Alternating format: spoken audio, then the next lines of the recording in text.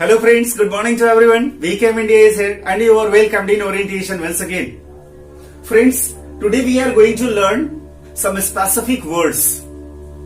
कुछ खास शब्द सीखने हम लोग जा रहे हैं आज। वीडियो बहुत छोटा होने वाला है और इस छोटे से वीडियो में कुछ गिनती के शब्द मैं आपको सिखाऊंगा जिनका प्रयोग अलग अलग पार्ट्स ऑफ स्पीच के रूप में होता है। ये यूजेस आपके लिए बहुत ही इंपॉर्टेंट है आपके कॉम्पिटिटिव एग्जाम्स के पॉइंट ऑफ व्यू से।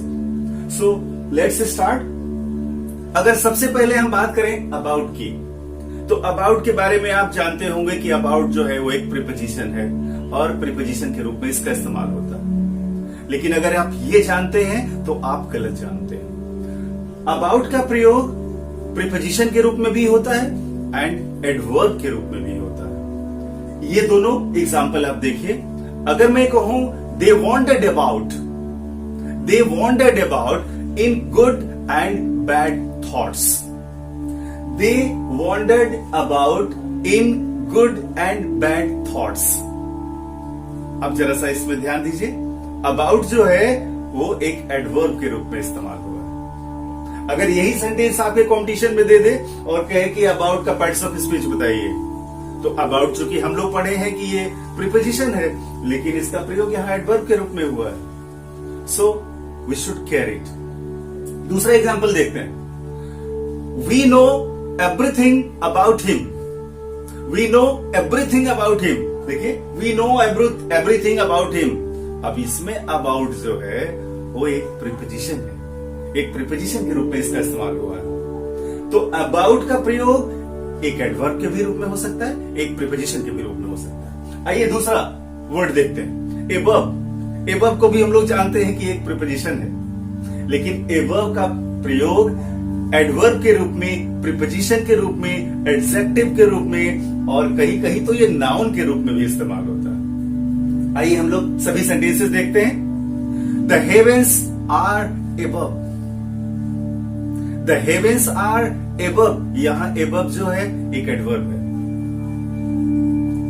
दूसरा सेंटेंस हम लोग देखते हैं। Humanity is above all laws.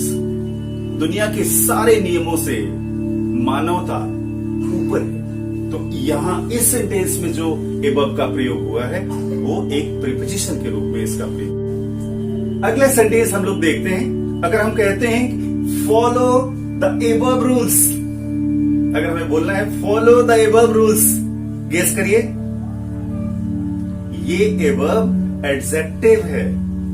ये एडजेक्टिव के रूप में इसका इस्तेमाल हुआ है। रूल्स नाउन है, रूल्स के पहले एबव का प्रयोग किया गया है, तो ये एडजेक्टिव है। अगला सेंटेंस हम कहते हैं our life comes from above.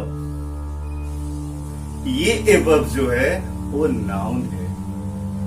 So all these four sentences tell us that above, the word above can be used in all four different manners.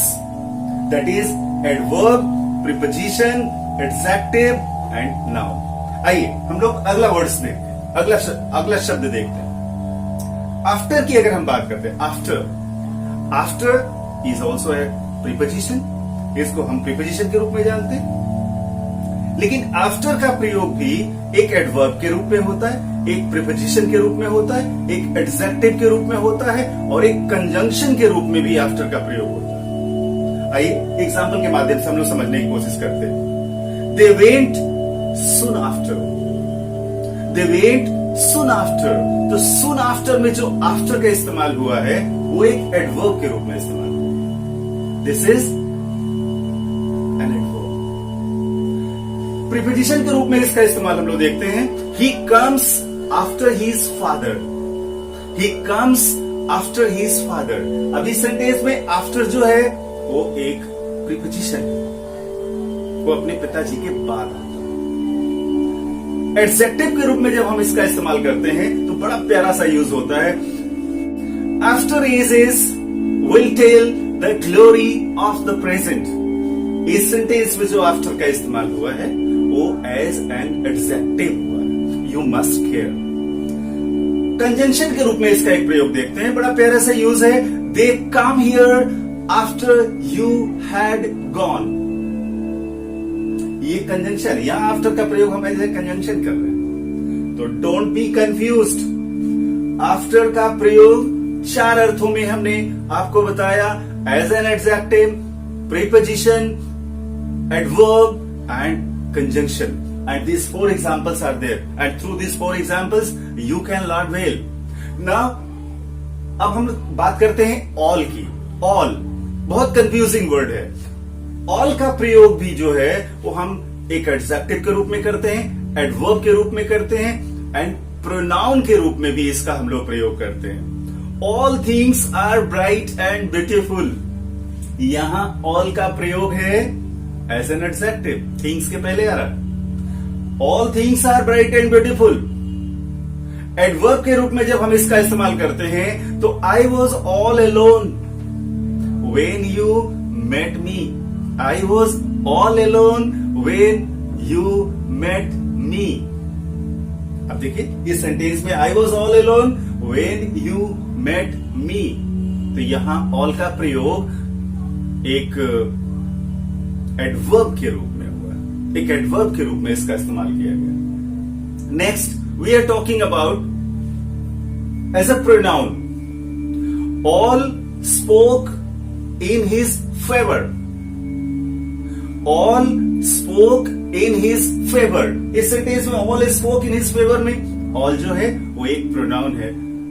इस तरह से ऑल का प्रयोग हम लोग 3 अर्थों में, एडजेक्टिव, एडवर्ब एंड प्रोनाउन के रूप में हम लोगों ने किया। ये 4 वर्ड्स आपको समझ आ गए होंगे और इनके प्रयोग भी समझ में आ गए होंगे।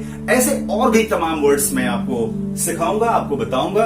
And be careful and learn things well.